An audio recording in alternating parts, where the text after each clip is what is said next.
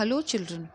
Today I am here with a new topic in history India before the times of Shivaji Maharaj. Children, you must have studied about Shivaji Maharaj in your standard 4th.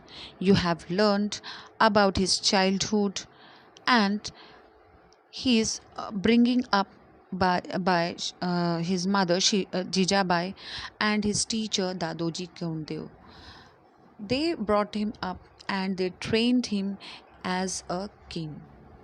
This year, we will learn about his work and his rule. But before that, do you know who ruled India, especially Maharashtra, before Shivaji Maharaj? No. We will learn in this chapter about the various rulers and the various dynasties which ruled India, especially Maharashtra, before the times of Shivaji Maharaj. And also, we will see to which family or to which dynasty Shivaji Maharaj belonged.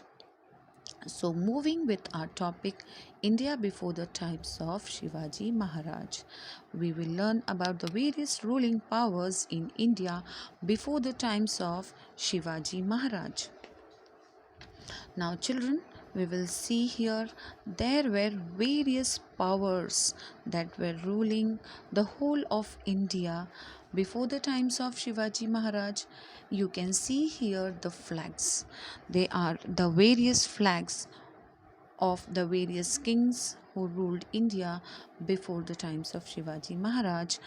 So, among them was the Pal dynasty, the Gurjar and the Pratihar, the Shilahar, the Chauhans, and the Yadavas. So, one by one, we are going to learn about them. We will look into their kingdom. Come on, let's move on now.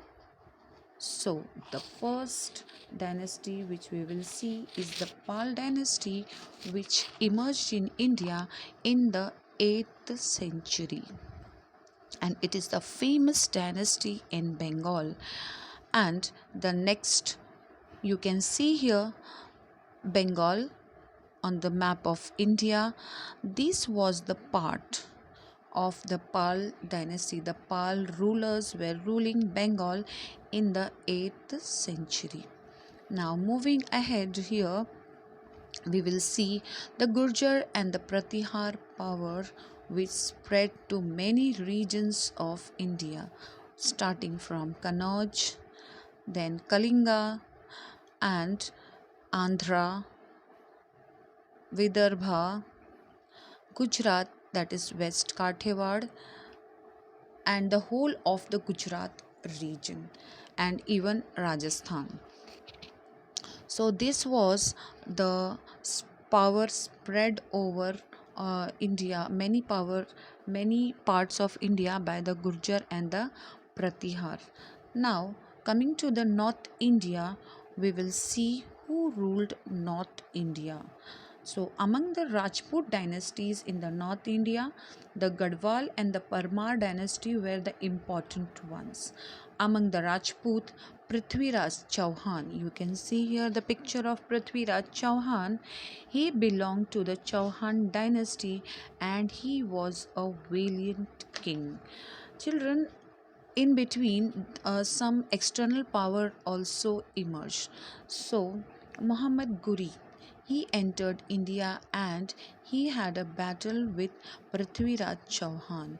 And in the first battle, Prithviraj Chauhan defeated Muhammad Ghori in the Battle of Tarai.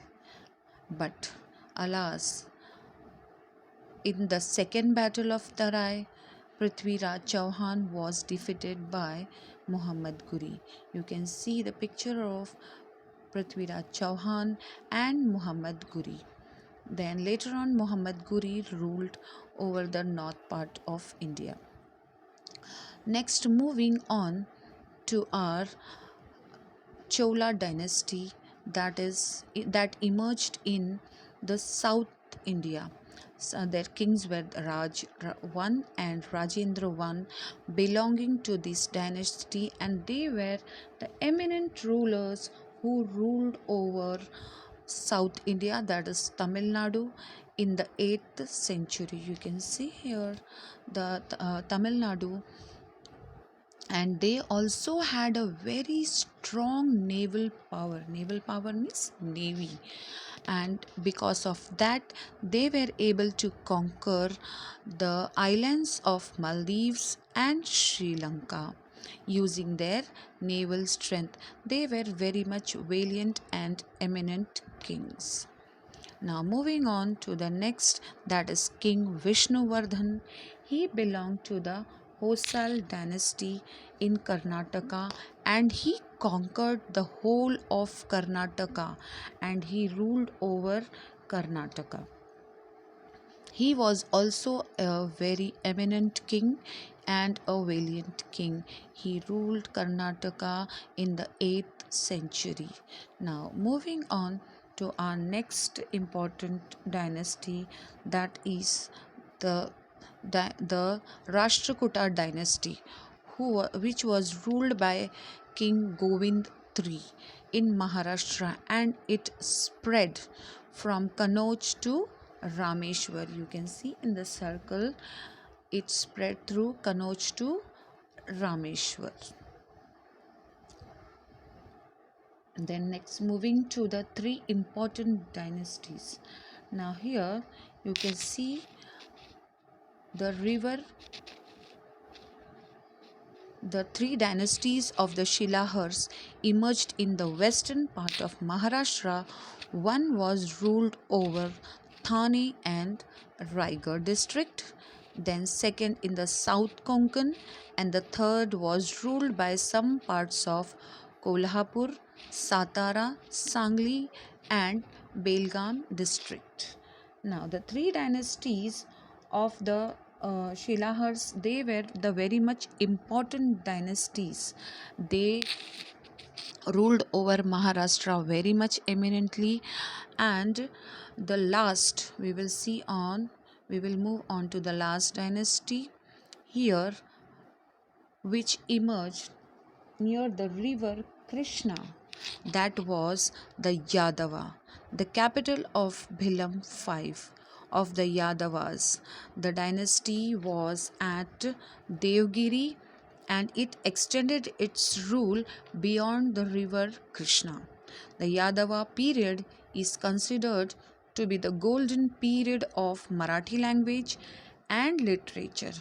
It was in this period that the Mahanubhav Panth and the Varkari Panth movement emerged. Now, moving towards the invasion from the northwest.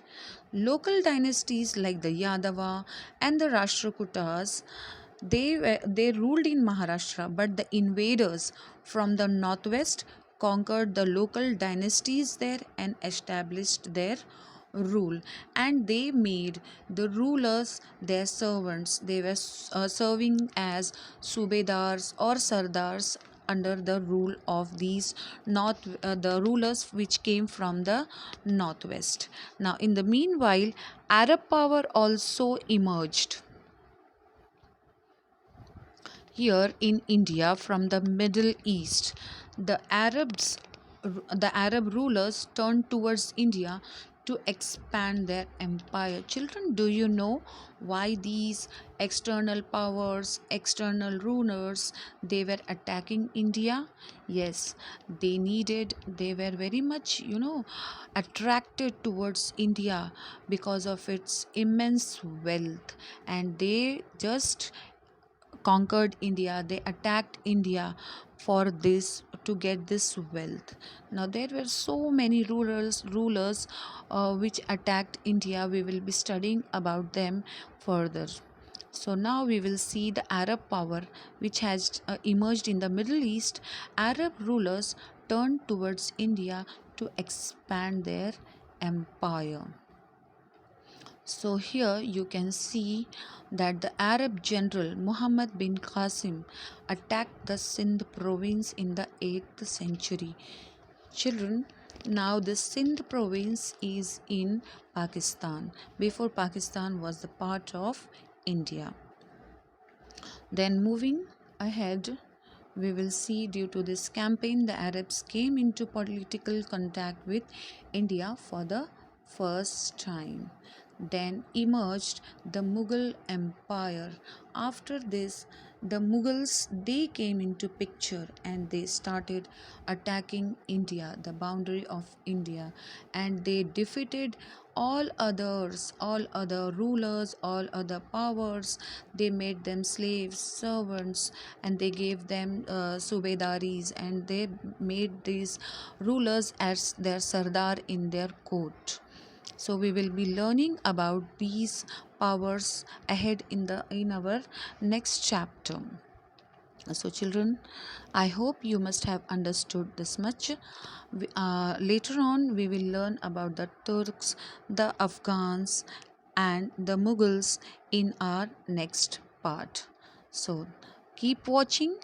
Thank you.